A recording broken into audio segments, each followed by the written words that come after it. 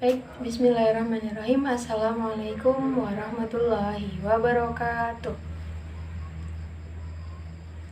Ya, selamat pagi anak-anak. Baik, apa kabar? Alhamdulillah, luar biasa, Allahu Akbar. Sip, sebelum kita mulai pelajaran pada pagi hari ini, silakan ketua kelas untuk memimpin doa terlebih dahulu. Siapa ketua kelasnya? Oh ya, silakan Mas.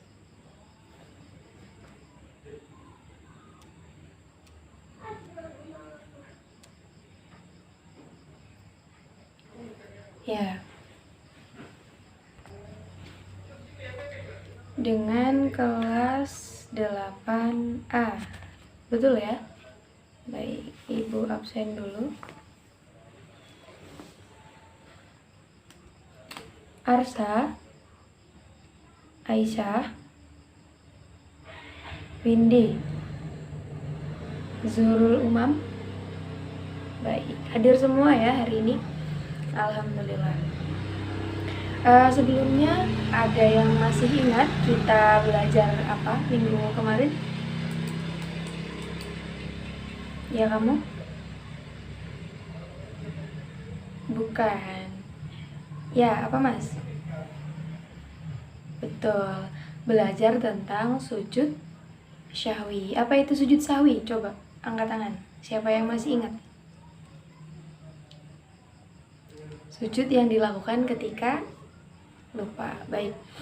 Nah, pada pertemuan kali ini kita akan belajar masih tentang sujud di luar sujud dalam sholat wajib, yaitu apa? Ada yang tahu?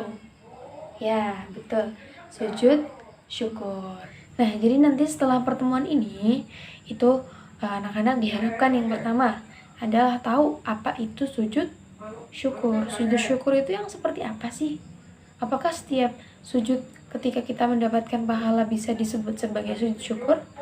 Nah, kemudian nanti hafal doa ketika sujud syukur. Dan yang ketiga adalah mempraktikkan sujud syukur. Nah baik, sebelum kita lanjutkan ke materi ya, Ibu mau tanya dulu. Di sini ada yang suka nonton sepak bola atau nonton ajang olahraga yang lainnya? Baik nasional, di desa, tingkat apapun yang suka nonton olahraga. Ada? Oh ya, suka nonton apa, Mas? Nonton sepak bola di TV? Ya. Mbak suka nonton badminton? Ya, nonton badminton. Nah, anak-anak bisa memperhatikan kadang-kadang ketika para pemain, baik pemain sepak bola, pemain badminton atau pemain olahraga yang lain, itu ketika mereka menang atau ketika mendapatkan poin atau ketika lolos dari babak tertentu gitu, biasanya mereka melakukan sujud. Kita nanti akan bahas tentang sujud syukur. Bagaimana sih sujud syukur itu dilakukan? Memangnya sujud syukur itu yang seperti apa gitu? Nah, baik. Nanti mengenai sujud syukur kita akan belajar yang pertama adalah pengertian sujud syukur itu sendiri. Kemudian ada dasarnya atau dalilnya. Kalau secara Islam itu dalilnya ya. Dalil sujud syukur itu ada apa enggak sih Bu? Siapa yang menyuruh kita buat sujud syukur gitu? Kenapa enggak cukup alhamdulillah aja gitu? Nanti kita akan bahas di dalilnya. Kemudian nanti ada bagaimana cara kita melakukan sujud syukur. Doanya apa sih Bu? Gimana? Sujudnya apa cuma sujud-sujud biasa atau gimana? Kemudian nanti ada sebab-sebabnya juga. Hal-hal apa saja yang mensunahkan kita. Nah, hal-hal apa saja yang menganjurkan kita untuk melakukan sujud syukur. Kemudian yang terakhir nanti ada apa sih Bu manfaatnya melaksanakan sujud syukur. Nah, baik. Untuk pengertian sujud syukur ya, Ibu mulai tanya dulu nih. Mbak, kapan Mbak Aisyah mengucapkan hamdalah? ketika habis makan boleh. Yang lain, ketika habis keluar kamar mandi boleh. Bangun tidur ya. Nah, hamdalah, mengucapkan hamdalah itu dalam doa berarti ya. Nah, mengucapkan hamdalah atau doa setelah melakukan sesuatu itu juga merupakan salah satu bentuk syukur. Nah, ada juga nikmat-nikmat lain yang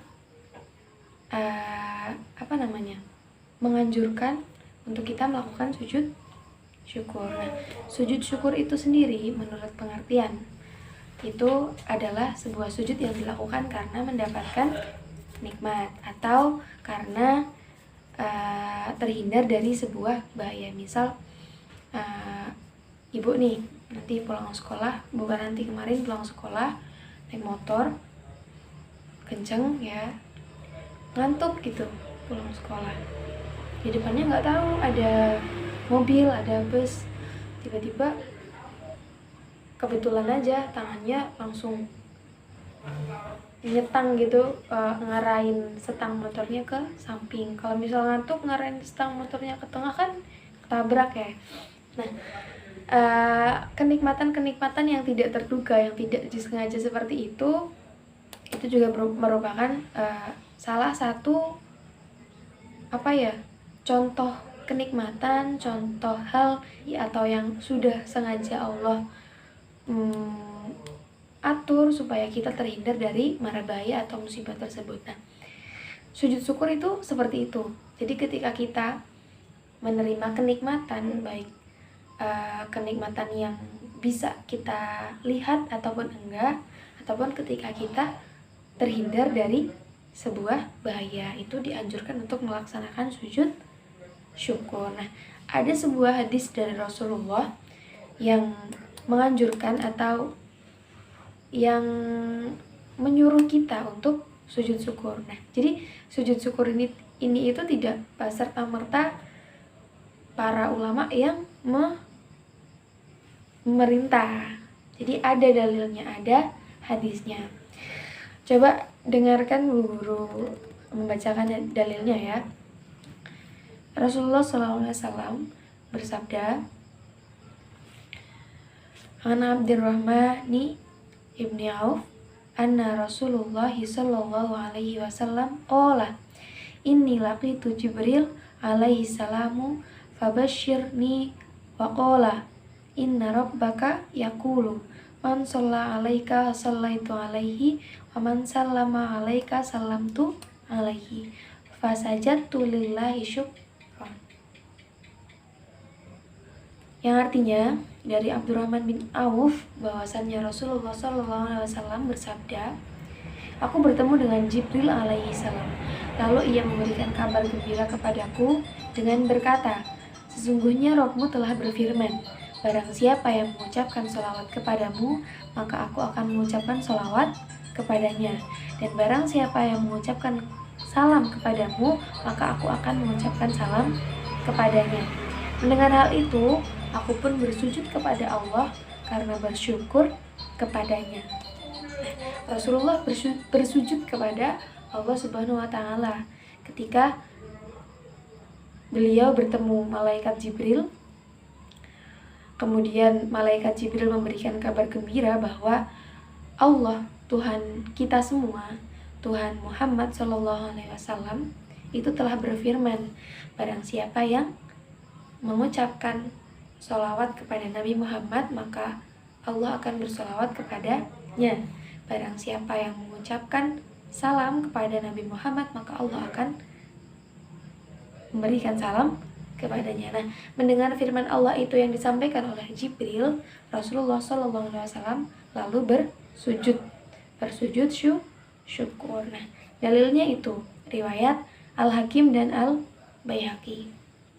Nah, dari hadis Rasulullah tersebut lalu muncullah hukum sujud syukur, yaitu tadi sunnah, karena sesuai yang dilakukan oleh Rasulullah.